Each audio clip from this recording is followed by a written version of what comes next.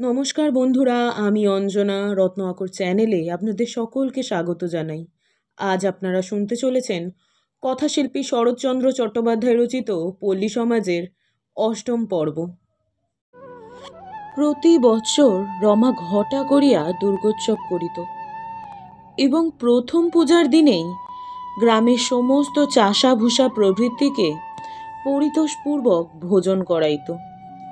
ব্রাহ্মণ বাটিতে মায়ের প্রসাদ পাইবার জন্য এমন হুড়াহুড়ি পড়িয়া যাইত যে রাত্রি 1 প্রহর পর্যন্ত ভাঁড়ে পাতায় এঁটোতে কাঁটাতে বাড়িতে পা ফেলিবার জায়গা থাকিত না। শুধু হিন্দু নয়, পীরপুরের প্রজারাও ভিড় করিতে ছাড়িত না। এবারও সে নিজে অসুস্থ থাকা সত্ত্বেও আয়োজনে ত্রুটি করে নাই।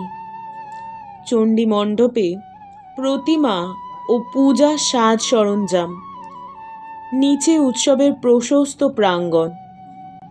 সপ্তমী পূজা যথা সময়ে সমাধা হইয়া গিয়াছে। ক্রমে মধ্যাহ্ন অপরাহ্নে গড়াইয়া তাহাও শেষ হইতে বসিয়াছে। আকাশে সপ্তমীর খণ্ডচন্দ্র পরিস্ফুট হইয়া উঠিতে লাগিল, কিন্তু মুখুজ্জে বাড়ির মস্ত উঠান জন কয়েক ভদ্রলোক ব্যতীত একেবারে শূন্য খাঁ খাঁ করিতেছে।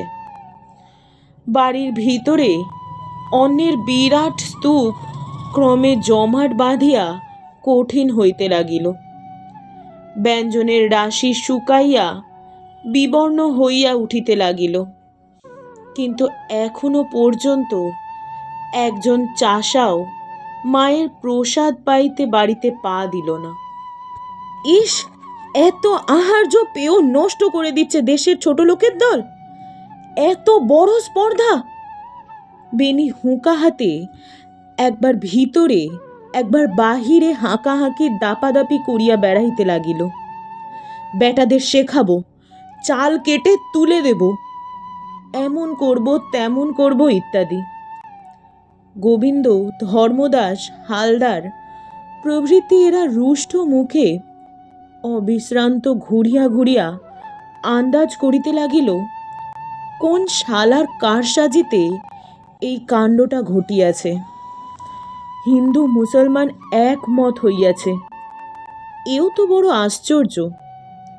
এদিকে অন্দরে মাসি তো একেবারে দুর্বার হইয়া উঠিয়াছেন, সেও এক মহামারী ব্যাপার।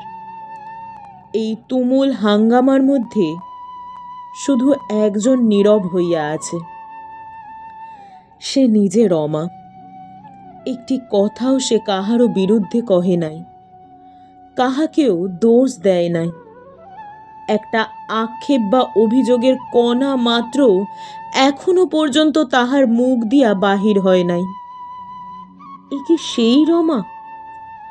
সে যে অতিশয় পীড়িত তাহাতে লেশ মাত্র সন্দেহ নাই, কিন্তু সে নিজে স্বীকার করে না, হাসিয়া উড়াইয়া দেয়, রোগে রূপ নষ্ট করে। সে যাক, কিন্তু সে অভিমান নাই, সে রাগ নাই, সে জিদ নাই। ম্লান চোখ দুটোই যেন ব্যথায় ও করুণায় ভরা। একটু লক্ষ্য করিলে মনে হয় যেন ওই দুটি সজল আবরণের নিচে রোদনের সমুদ্র চাপা দেওয়া আছে। মুক্তি পাইলে বিশ্ব সংসার ভাসাইয়া দিতে পারে। চণ্ডী মণ্ডপের ভিতরে দ্বার দিয়া রমা প্রতিমার পাশে আসিয়া দাঁড়াইল। তাহাকে দেখিবা মাত্র শুভানুদ্দয়ীর দল একেবারে তারস্বরে ছোট লোকেদের 14 পুরুষের নাম ধরিয়া গালিগালাজ করিতে লাগিল। রমা শুনিয়া নিঃশব্দে একটুখানি হাসিল। বোটা হইতে টানিয়া ছিঁড়িলে মানুষের হাতের মধ্যে ফুল যেমন করিয়া হাসে, ঠিক তেমনি। তাহাতে রাগ, দেশ, আশা, নিরাশা, ভালো মন্দ কিছুই প্রকাশ পাইল না। সে হাসি সার্থক কি নিরর্থক তাহাই বা কে জানে। বেনি রাগিয়া কহিল, না না, এ হাসির কথা নয়, এ বড় সর্বনেশে কথা। একবার যখন জানব এর মূলে কে, বলিয়া দুই হাতের নখ এক করিয়া কহিল, তখন এই এমনি করে ছিঁড়ে ফেলব। রমা মনে মনে শিহরিয়া উঠিল। বেনি কহিতে লাগিল, হারামজাতা বেটারা, এ বুঝিস নে যে যার জোরে তোরা জোর করিস সেই রমেশ নিজেদের জেলে ঘানি টানছে? তোদের মারতে কতটুকু সময় লাগে? রমা কোনো কথা কহিল না। যে কাজের জন্য আসিয়াছিল তাহা শেষ করিয়া নিঃশব্দে চলিয়া গেল। 1.5 মাস হইল রমেশ অবৈধ প্রবেশ করিয়া ভৈরবকে ছুরি মারার অপরাধে জেল খাটিতেছে। মোকদ্দমায় বাদীর পক্ষে বিশেষ পরিশ্রম করিতে হয় নাই। নূতন ম্যাজিস্ট্রেট সাহেব কি করিয়া পূর্বেই জ্ঞাত হইয়াছিলেন এ প্রকার অপরাধ আসামির পক্ষে খুবই সম্ভব এবং স্বাভাবিক। এমনকি সে ডাকাতি প্রভৃতির সহিত সংশ্লিষ্ট কিনা সে বিষয়েও তাহার যথেষ্ট সংশয় আছে। থানার কেতাব হইতেও তিনি বিশেষ সাহায্য পাইয়াছেন।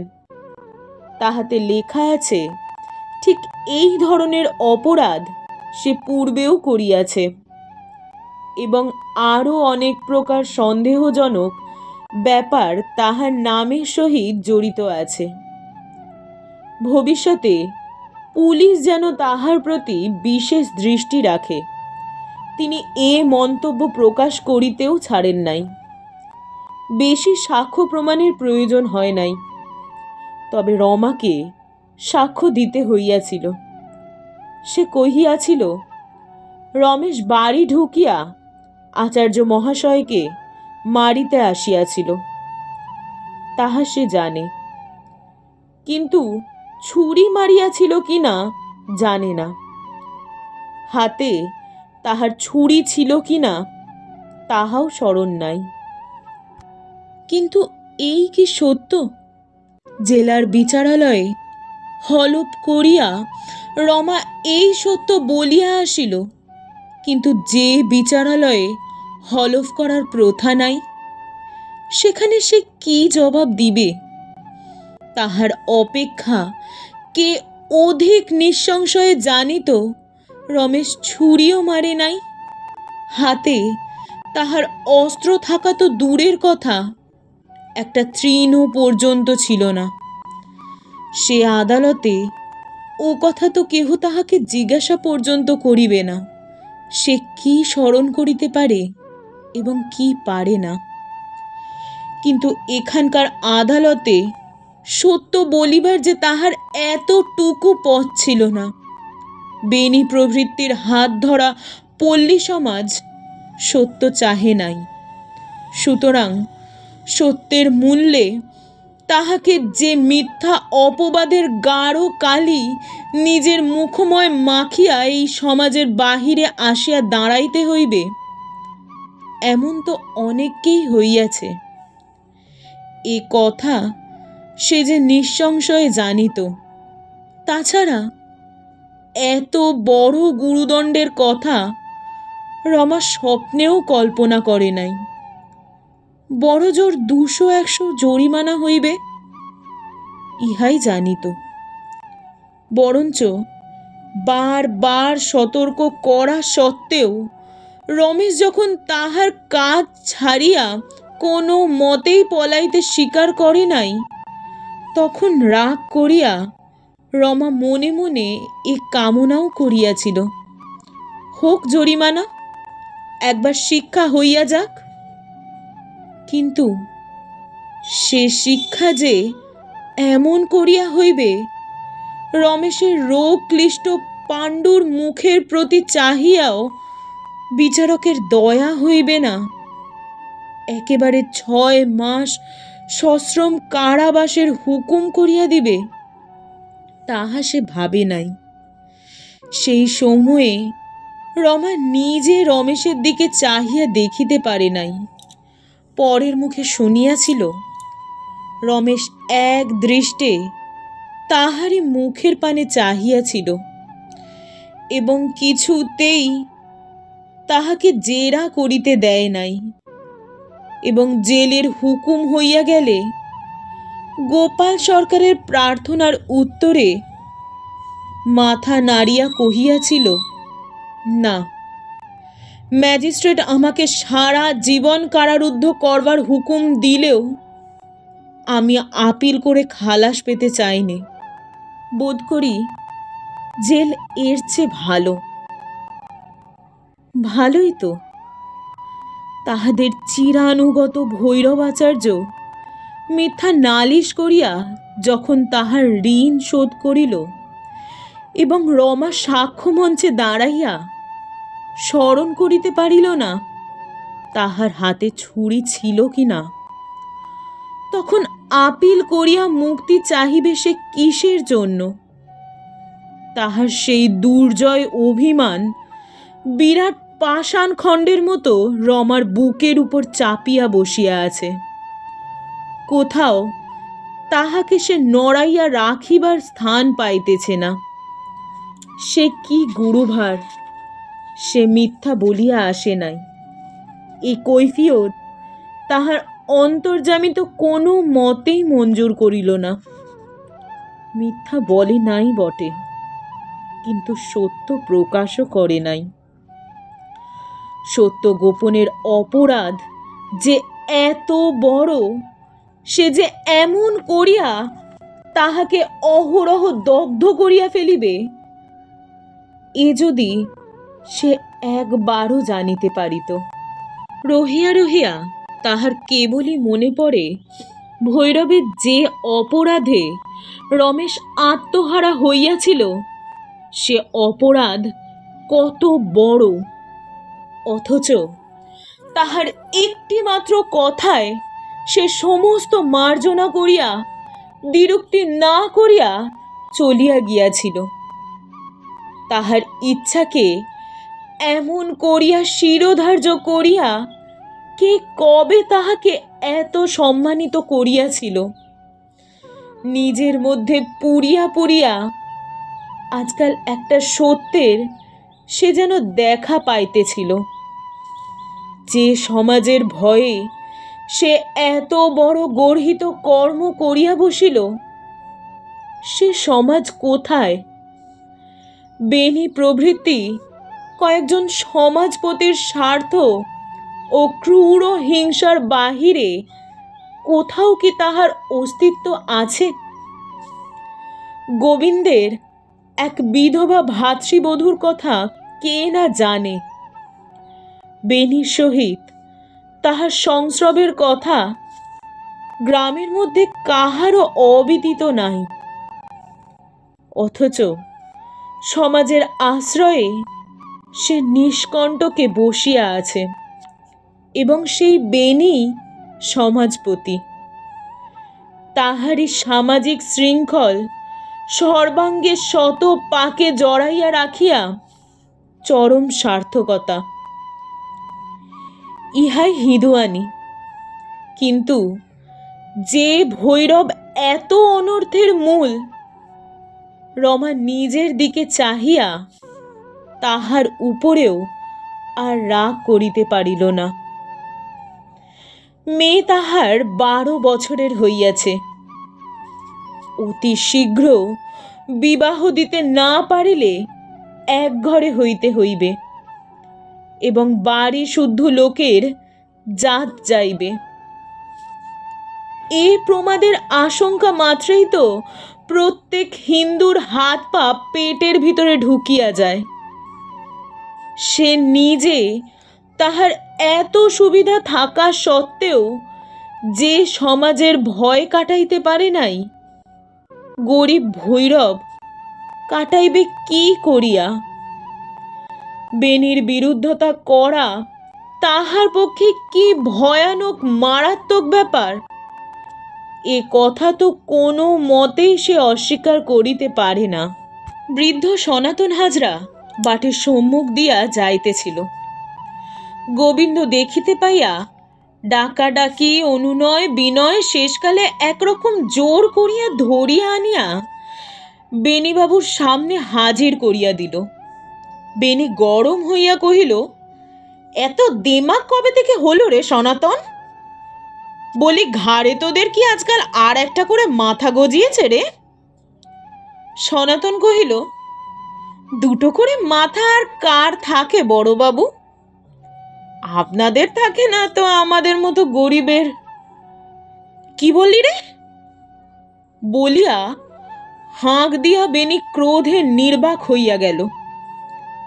ইহারি সর্বস্ব যেদিন বেণীর হাতে বাঁধা ছিল, তখনই এই সনাতন দুবেলা আসিয়া বড়বাবুর পদলেহন করিয়া যাইত।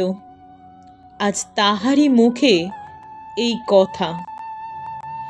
গোবিন্দ রসান দিয়া কহিল, তোদের বুকের পাটা শুধু দেখছি আমরা।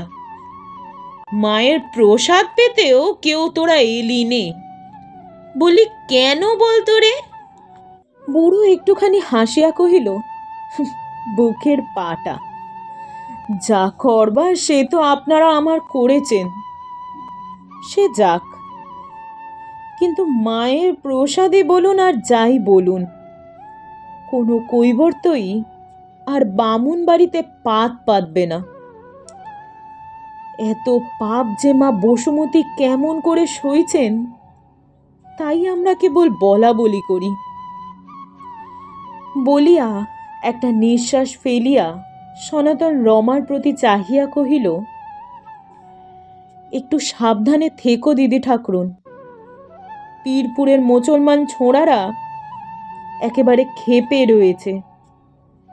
ছোটবাবু ফিরে এলে যে কি কাণ্ড হবে তা ওই মা দুর্গাই জানেন। এর মধ্যেই 2-3 বার তারা বড়বাবুর বাড়ির চারপাশে ঘুরে ফিরে গেছে, সামনে পায়নি তাই রক্ষে। বলিয়া সে বেণীর দিকে চাহিল। চোখের নিমেষে বেণীর ক্রুদ্ধ মুখ ভয়ে বিবর্ণ হইয়া গেল। সনাতন কহিতে লাগিল, ঠাকুরের সুমুখে মিথ্যে বলছি নে বড়বাবু, একটু সামলে সুমলে থাকবেন, রাত বিরেতে বার হবেন না। কে কোথায় ওত পেতে বসে থাকবে বলা যায় না তো। বেণী কি একটা বলিতে গেল, কিন্তু মুখ দিয়া কথা বাহির হইল না। তাহার মতো ভীত লোক বোধ করি সংসারে ছিল না। এতক্ষণে রমা কথা কহিল। স্নেহার্দ করুণ কণ্ঠে প্রশ্ন করিল, সনাতন, ছোটবাবুর জন্যই বুঝি তোমাদের সব এত রাগ? সনাতন প্রতিমার দিকে একবার দৃষ্টিপাত করিয়া কহিল, মিথ্যে বলে আর নরকে যাব কেন দিদি ঠাকরুন? তাই বটে, মুসলমানদের রাগটাই সবচেয়ে বেশি। তারা ছোটবাবুকে হিন্দুদের পয়গম্বর মনে করে। তার সাক্ষী দেখুন, জাফর আলী, যার আঙুল দিয়ে জল গলে না, সে ছোটবাবুর জেলের দিনে তাদের স্কুলের জন্য 1,000 টাকা দান করেছে। শুনি মসজিদে তার নাম করে নাকি নিমাজ পড়া পর্যন্ত হয়। রমার শুষ্ক ম্লান মুখখানি অব্যক্ত আনন্দে উদ্ভাসিত হইয়া উঠিল। সে চুপ করিয়া প্রদীপ্ত নির্নিমেষ চোখে সনাতনের মুখের পানে চাহিয়া রহিল। বেণী অকস্মাৎ সনাতনের হাত চাপিয়া ধরিয়া কহিল, তোকে একবার দারোগার কাছে গিয়ে বলতে হবে সনাতন। তুই যা চাইবি তাই তোকে দেব। 2 বিঘে জমি ছাড়িয়ে নিতে চাস তো তাই পাবি। ঠাকুরের সামনে দাঁড়িয়ে দিব্যি করছি সনাতন, বামুনের কথাটা রাখ। সনাতন বিস্মিতের মতো কিছুক্ষণ বেণীর মুখপানে চাহিয়া কহিল, আর কটা দিন বা বাঁচব বড়বাবু?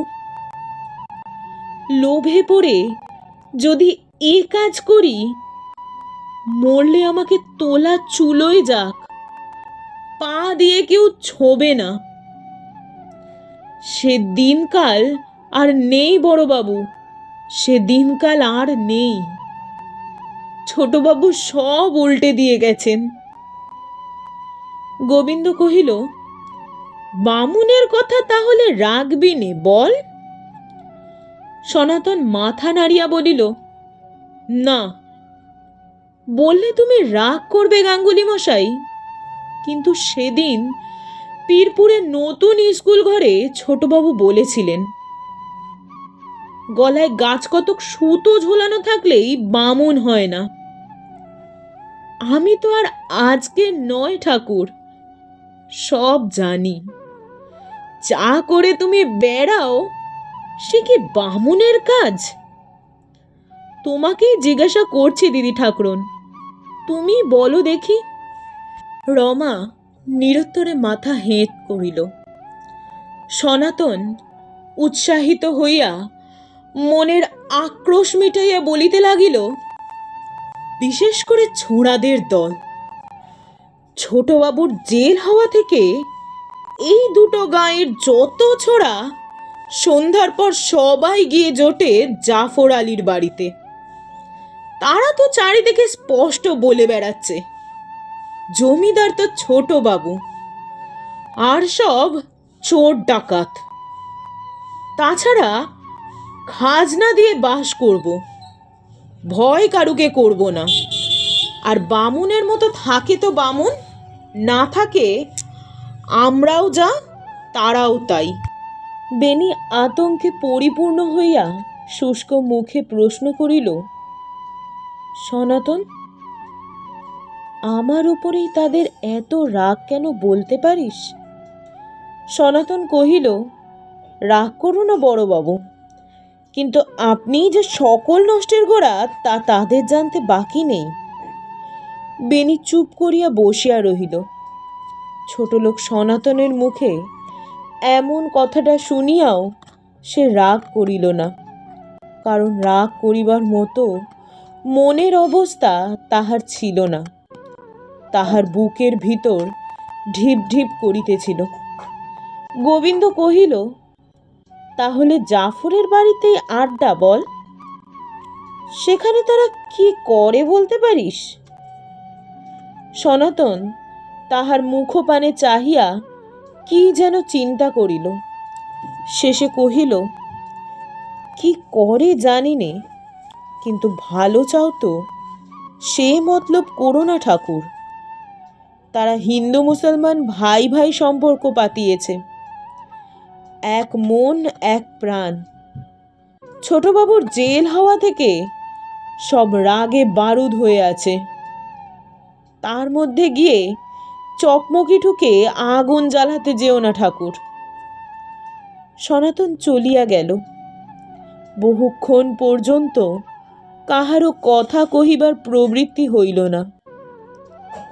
রমা উঠিয়া যাইবার উপক্রম করিতে বেনি বলিয়া উঠিল, ব্যাপার শুনলে রমা?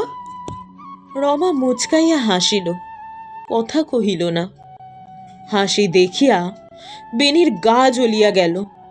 কহিল, শালা ভৈরবের জন্যই এত কাণ্ড। আর তুমি যদি না যাবে সেখানে, না তাকে ছাড়িয়ে দেবে, এসব কিছু হতো না। তুমি তো হাসবেই রমা, মেয়ে মানুষ, বাড়ির বার হতে তো হয় না। কিন্তু আমাদের উপায় কি হবে বলো তো? সত্যি যদি একদিন আমার মাথাটা ফাটিয়ে দেয়। মেয়ে মানুষের সঙ্গে কাজ করতে গেলে এই দশা হয়। বলিয়া বেনি ভয়ে ক্রোধে জ্বালায় মুখখানা কি একরকম করিয়া বসিয়া রহিল। রমা স্তম্ভিত হইয়া রহিল। বেনিকে সে ভালো মতোই চিনিত, কিন্তু এত বড় নির্লজ্জ অভিযোগ সে তাহার কাছেও প্রত্যাশা করিতে পারিত না।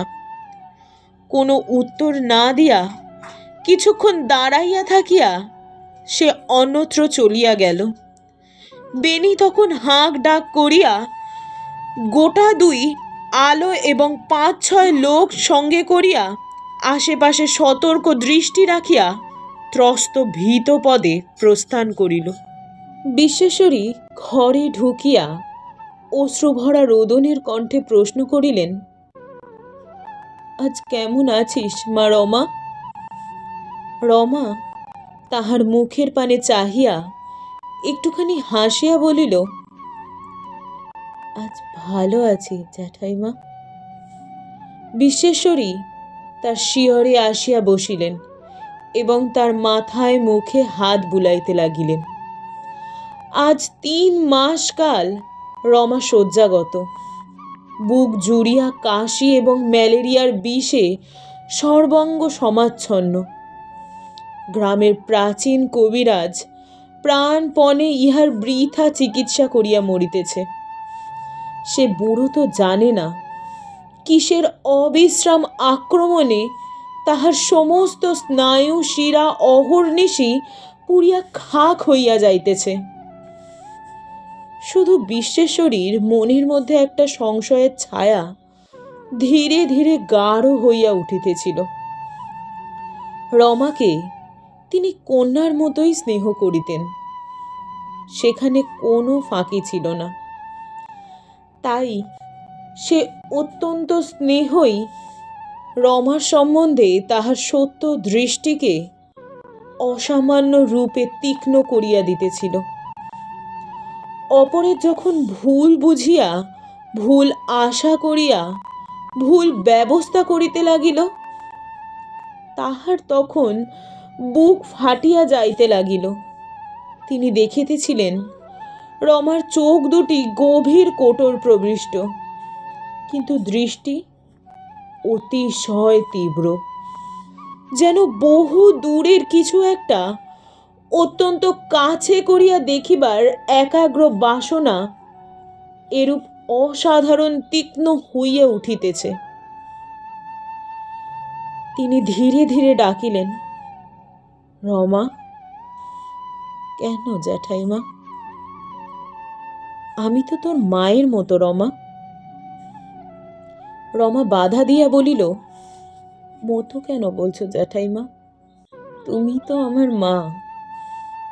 বিশ্বেশ্বরী হেঁট হইয়া রমার ললার চুম্বন করিয়া বলিলেন, তবে সত্যি করে বল দেখি মা, তোর কি হয়েছে? অসুখ করেছে জ্যাঠাইমা।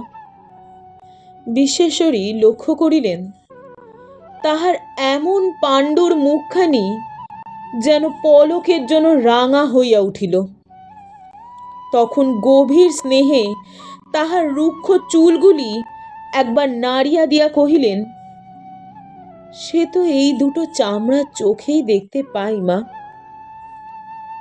যা এতে ধরা যায় না, তেমনই যদি কিছু হয়ে থাকে, এ সময় মায়ের কাছে লুকোস নে রমা। লুকুলে তো আর অসুখ সারবে না মা। জানালার বাইরে প্রভাত রৌদ্র তখনও প্রখর হইয়া উঠে নাই এবং মৃদু মন্দ বাতাসে শীতের আভাস দিতেছিল। সেই দিকে চাহিয়া রমা চুপ করিয়া রহিল। খানিক পরে কহিল, বরদা কেমন আছেন জ্যাঠাইমা? বিশ্বেশ্বরী বলিলেন, ভালো আছে। মাথার ঘা সারতে এখনো বিলম্ব হবে বটে, কিন্তু 5-6 দিনের মধ্যে হাসপাতাল থেকে বাড়ি আসতে পারবে। রমার মুখে বেদনার চিহ্ন অনুভব করিয়া বলিলেন, দুঃখ করো না মা, এই তার প্রয়োজন ছিল, এতে তার ভালোই হবে। বলিয়া তিনি রমার মুখে বিস্ময়ের আভাস অনুভব করিয়া কহিলেন, ভাবছ মা হয়ে সন্তানের এত বড় দুর্ঘটনায় এমন কথা কি করে বলছি? কিন্তু তোমাকে সত্যি বলছি মা, এতে আমি ব্যথা বেশি পেয়েছি কি আনন্দ বেশি পেয়েছি তা আমি বলতে পারি নে। কেননা আমি জানি যারা অধর্মকে ভয় করে না, লজ্জার ভয় যাদের নেই, প্রাণের ভয়টা যদি না তাদের তেমনই বেশি থাকে, তাহলে সংসার ছারখার হয়ে যায়। তাই কেবলই মনে হয় রমা, ওই কলুর ছেলে বেনির যে মঙ্গল করে দিয়ে গেল, পৃথিবীতে কোনো আত্মীয় বন্ধুই ওর সে ভালো করতে পারতো না। কয়লাকে ধুয়ে তার রং বদলানো যায় না মা, তাকে আগুনে পোড়াতে হয়। রমা জিজ্ঞাসা করল, বাড়িতে তখন কি কেউ ছিল না? বিশ্বেশ্বরী কহিলেন, থাকবে না কেন, সবাই ছিল। কিন্তু সে তো খামোখা মেরে বসেনি, নিজে জেলে যাবে বলে ঠিক করে তবে তেল বেচতে এসেছিল। তার নিজের রাগ একটুও ছিল না মা। তাই তার বাঁকের একঘায়েই বেনি যখন অজ্ঞান হয়ে গেল, তখন চুপ করে দাঁড়িয়ে রইল, আর আঘাত করল না। তাছাড়া সে বলে গেছে, এর পরও বেনি সাবধান না হলে সে নিজে আর কখনো ফিরুক না ফিরুক, এই মারই তার শেষ নয়। রমা আস্তে আস্তে বলিল, তার মানে আরো লোক পিছনে আছে। কিন্তু আমাদের দেশে ছোট লোকেদের এত সাহস তো কোনোদিন ছিল না জ্যাঠাইমা। কোথা থেকে তারা পেলে? বিশ্বেশ্বরী মৃদু হাসিয়া কহিলেন, সে কি তুই জানিস নে মা? কে দেশের এই ছোট লোকেদের বুক এমন করে ভরে দিয়ে গেছে? আগুন জ্বলে উঠে শুধু শুধু নেবে না রমা, তাকে জোর করে নেবালেও সে আশপাশের জিনিস তাতিয়ে দিয়ে যায়। সে আমার ফিরে এসে দীর্ঘজীবী হয়ে যেখানে খুশি সেখানে যাক। বেনির কথা মনে করে আমি কোনো দিন দীর্ঘশ্বাস ফেলব না। কিন্তু বলা সত্ত্বেও বিশ্বেশ্বরী যে জোর করিয়া একটা নিঃশ্বাস চাপিয়া ফেলিলেন, তাহা রমা টের পাইল।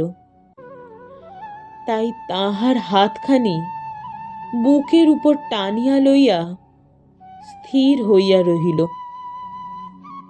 একটুখানি সামলাইয়া লইয়া বিশ্বেশ্বরী পুনশ্চ কহিলেন, রমা, এক সন্তান যে কি সে শুধু মাই জানে। বেনিকে যখন তারা অচৈতন্য অবস্থায় ধরাধরি করে পালকিতে তুলে হাসপাতালে নিয়ে গেল, তখন যে আমার কি হয়েছিল সে তোমাকে আমি বোঝাতে পারবো না। কিন্তু তবুও আমি কারুকে, একটা অভিসম্পাত বা কোনো লোককে আমি দোষ দিতে পর্যন্ত পারিনি। এ কথা তো ভুলতে পারিনি মা, যে এক সন্তান বলে ধর্মের শাসন তো মায়ের মুখ চেয়ে চুপ করে থাকবে না। রমা একটুখানি ভাবিয়া কহিল, তোমার সঙ্গে তর্ক করছি না জ্যাঠাইমা, কিন্তু এই যদি হয়, তবে রমেশ দা কোন পাপে এ দুঃখ ভোগ করছেন? আমরা যা করে তাকে জেলে পুরে দিয়ে এসেছি, সে তো কারো কাছে চাপা নেই। জ্যাঠাইমা বলিলেন, না মা, তা নেই। নেই বলেই বেনি আজ হাসপাতালে। আর তোমার, বলিয়া তিনি সহসা থামিয়া গেলেন। যে কথা তাহার জিহ্বাগ্রে আসিয়া পড়িল, তাহা জোর করিয়া ভিতরে ঠেলিয়া দিয়া কহিলেন, কি জানিস মা, কোনো কাজই কোনোদিন শুধু শুধু শূন্যে মিলিয়ে যায় না। তার শক্তি কোথাও না কোথাও গিয়ে কাজ করেই। কিন্তু কি করে করে তা সকল সময় ধরা পড়ে না বলেই আজ পর্যন্ত এ সমস্যার মীমাংসা হতে পারল না। কেন একজনের পাপে আর একজন প্রায়শ্চিত্ত করে? কিন্তু করতে যে হয় রমা, তাতে তো লেশ মাত্র সন্দেহ নাই। রমা নিজের ব্যবহার স্মরণ করিয়া নীরবে নিঃশ্বাস ফেলিল। বিশ্বেশ্বরী বলিতে লাগিলেন, এর থেকে আমারও চোখ ফুটেছে রমা। ভালো করব বলেই ভালো করা যায় না। গোড়ার অনেকগুলো ছোট বড় সিঁড়ি উত্তীর্ণ হওয়ার ধৈর্য থাকা চাই। একদিন রমেশ হতাশ হয়ে আমাকে বলতে এসেছিল, জ্যাঠাইমা, আমার কাজ নেই এদের ভালো করে, আমি যেখান থেকে এসেছি সেখানেই চলে যাই। তখন আমি বাধা দিয়ে বলেছিলাম, না রমেশ, কাজ যদি শুরু করেছিস বাবা, তবে ছেড়ে দিয়ে পালাস নে। আমার কথা সে তো কখনো ফেলতে পারে না। তাই যেদিন তার জেলের হুকুম শুনতে পেলাম, সেদিন মনে হলো ঠিক যেন আমি তাকে ধরে বেঁধে এই শাস্তি দিলাম। কিন্তু তারপরে বেনিকে যেদিন হাসপাতালে নিয়ে গেল, সেদিন প্রথম টের পেলাম, না না, তারও জেল খাটবার প্রয়োজন ছিল। তাছাড়া তো জানেনই মা, বাইরে থেকে ছুটে এসে ভালো করতে যাওয়ার বিড়ম্বনা এত, সে কাজ এমন কঠিন। আগে যে মিলতে হয় সকলের সঙ্গে, ভালোতে মন্দতে এক হতে না পারলে যে কিছুতেই ভালো করা যায় না, সে কথা তো মনে ভাবিনি। প্রথম থেকেই সে তার শিক্ষা সংস্কার মস্ত জোর মস্ত প্রাণ নিয়ে এতই উঁচুতে দাঁড়ালো যে শেষ পর্যন্ত কেউ তার নাগালই পেলে না। কিন্তু সে তো আমার চোখে পড়ল না মা। আমি তাকে যেতেও দিলাম না, রাখতেও পারলাম না।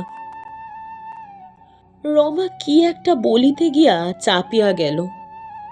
বিশ্বেশ্বরী তাহা অনুমান করিয়া কহিলেন, না রমা, অনুতাপ আমি সেজন্য করিনি। কিন্তু তুইও শুনে রাগ করিস নে মা।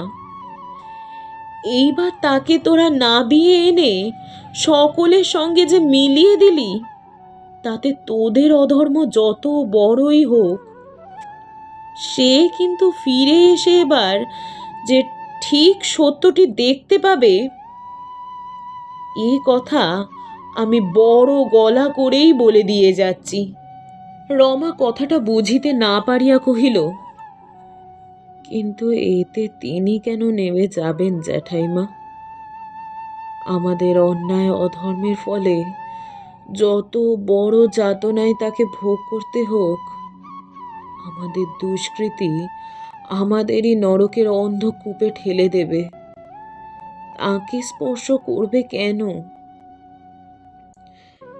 বিশ্বেশ্বরী ম্লানভাবে একটুখানি হাসিয়া বলিলেন, করবে বই কি মা, নইলে পাপ আর এত ভয়ঙ্কর কেন? উপকারের প্রত্যুপকার কেউ যদি নাই করে, এমনকি উল্টে অপকারী করে, তাতেই বা কি এসে যায় মা? যদি না তার কৃতজ্ঞতায় দাতাকে নাবিয়ে আনে। তুই বলছিস মা, কিন্তু তোদের কুয়াপুর রমেশকে কি আর তেমনটি করে পাবে? সে ফিরে এলে তোরা স্পষ্ট দেখতে পাবি, সে যে হাত দিয়ে দান করে বেড়াতো, ভৈরব তার সেই ডান হাতটাই মুচড়ে ভেঙে দিয়েছে। তারপর একটু থামিয়া নিজেই বলিলেন, কিন্তু কে জানে, হয়তো ভালোই হয়েছে। তার বলিষ্ঠ সমগ্র হাতের অপর্যাপ্ত দান গ্রহণ করবার শক্তি যখন গ্রামের লোকের ছিল না, তখন এই ভাঙা হাতটাই বোধ করি এবার তাদের সত্যিকার কাজে লাগবে বলিয়া তিনি গভীর একটা নিঃশ্বাস মোচন করিলেন। তাহার হাতখানি রমা নীরবে কিছুক্ষণ নাড়াচাড়া করিয়া ধীরে ধীরে বড় করুণ কণ্ঠে কহিল, আচ্ছা জ্যাঠাইমা, মিথ্যে সাক্ষী দিয়ে নিরপরাধীকে দণ্ড ভোগ করানোর শাস্তি কি? বিশ্বেশ্বরী জানালার বাহিরে চাহিয়া রমার বিপর্যস্ত রুক্ষ চুলের রাশির মধ্যে অঙ্গুলি চালনা করিতে করিতে হঠাৎ দেখিলেন তাহার নিমিলিত দুই চোখের প্রান্ত বহিয়া অশ্রু গড়াইয়া পড়িতেছে। সস্নেহে মুছাইয়া কহিলেন, কিন্তু তোমার এতে হাত ছিল না। মেয়ে মানুষের এত বড় কলঙ্কের ভয় দেখিয়ে যে কাপুরুষেরা তোমার উপর এই অত্যাচার করেছে, সমস্ত গুরু দণ্ডই তাদের। তোমাকে তো এর একটি কিছুই বইতে হবে না মা বলিয়া তিনি তাহার চক্ষু মুছিয়া দিলেন। তাহার একটিমাত্র আশ্বাসেই রমার রুদ্ধ অশ্রু এইবার প্রস্রবণের ন্যায় ঝরিয়া পড়িতে লাগিল। কিছুক্ষণ পরে সে কহিল, কিন্তু তাঁরা যে তার শত্রু। তাঁরা বলেন শত্রুকে যেমন করে হোক নিপাত করতে দোষ নেই।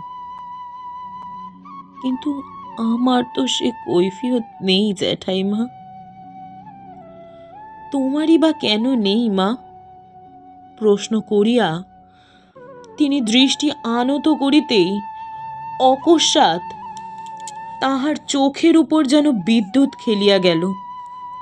যে সংশয় মুখ ঢাকিয়া একদিন তার মনের মধ্যে অকারণে আনাগোনা করিয়া বেড়াইত, সে যেন তাহার মুখোশ ফেলিয়া দিয়া একেবারে সোজা হইয়া মুখোমুখি দাঁড়াইল। আজ তাহাকে চিনিতে পারিয়া ক্ষণকালের জন্য বিশ্বেশ্বরী বেদনায় বিস্ময়ে স্তম্ভিত হইয়া গেলেন। রমার হৃদয়ের ব্যথা আর তাহার অগোচর রহিল না। রমা চোখ বুজিয়াছিল, বিশ্বেশ্বরীর মুখের ভাব দেখিতে পাইল না। ডাকিল, জ্যাঠাইমা। জ্যাঠাইমা চকিত হইয়া তাহার মাথাটা একটুখানি নাড়িয়া দিয়া সাড়া দিলেন। রমা কহিল, একটা কথা আজ তোমার কাছে স্বীকার করব জ্যাঠাইমা। বীরপুরের জাফর আলীর বাড়িতে সন্ধ্যার পর গ্রামের ছেলেরা জড়ো হয়ে রমেশদার কথা মতো সৎ আলোচনাই করত। বদমাইশের দল বলে তাদের পুলিশে ধরিয়ে দেবার একটা মতলব চলছিল। আমি লোক পাঠিয়ে তাদের সাবধান করে দিয়েছি, কারণ পুলিশ তো এই চায়, একবার তাদের হাতে পেলে তো আর রক্ষা থাকতো না। শুনিয়া বিশ্বেশ্বরী শিহরিয়া উঠিলেন। বলিস কি রে? নিজের গ্রামের মধ্যে পুলিশের এই উৎপাত বেনি মিছে করে ডেকে আনতে চেয়েছিল? রমা কহিল, আমার মনে হয় পর্দার এই শাস্তি তারই ফল। আমাকে মাপ করতে পারবে জ্যাঠাইমা? বিশ্বেশ্বরী হেঁট হইয়া নীরবে রমার ললাট চুম্বন করিলেন।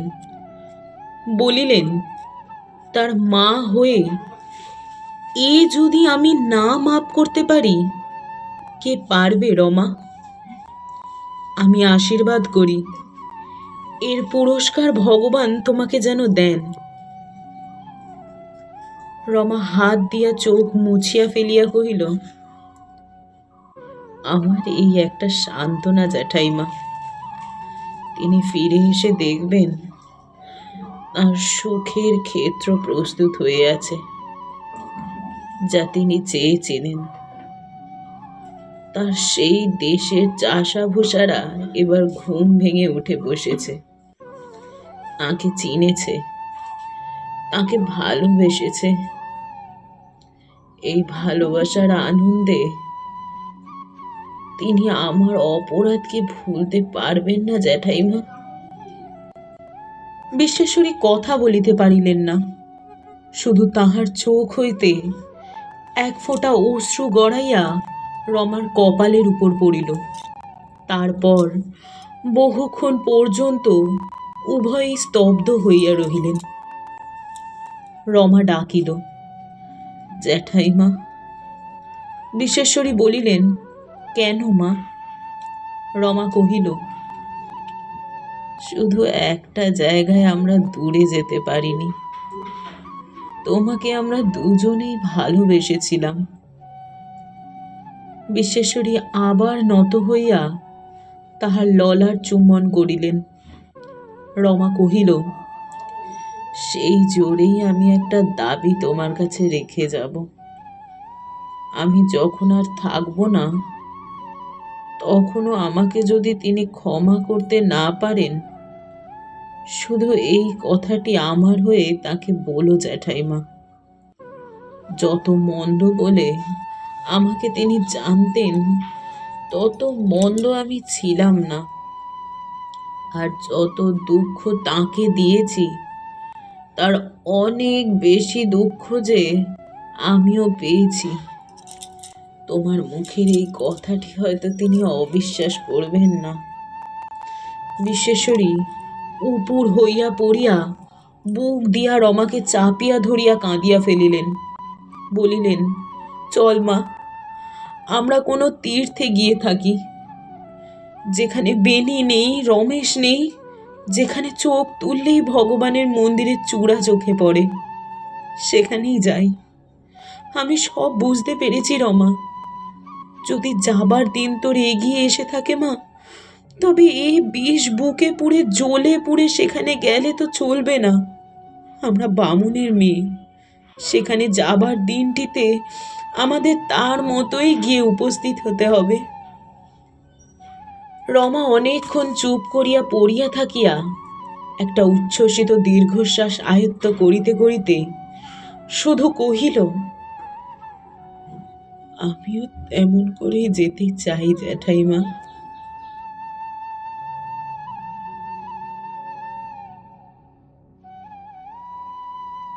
ধন্যবাদ বন্ধুরা এতক্ষণ আমাদের সঙ্গে থাকার জন্য। আজ আপনারা শুনছিলেন শরৎচন্দ্র চট্টোপাধ্যায় রচিত পল্লী সমাজের ৮ম পর্ব। পরবর্তী পর্বগুলি শুনতে এবং আমাদের সাথে জুড়ে থাকতে হলে সাবস্ক্রাইব করুন চ্যানেলটিকে।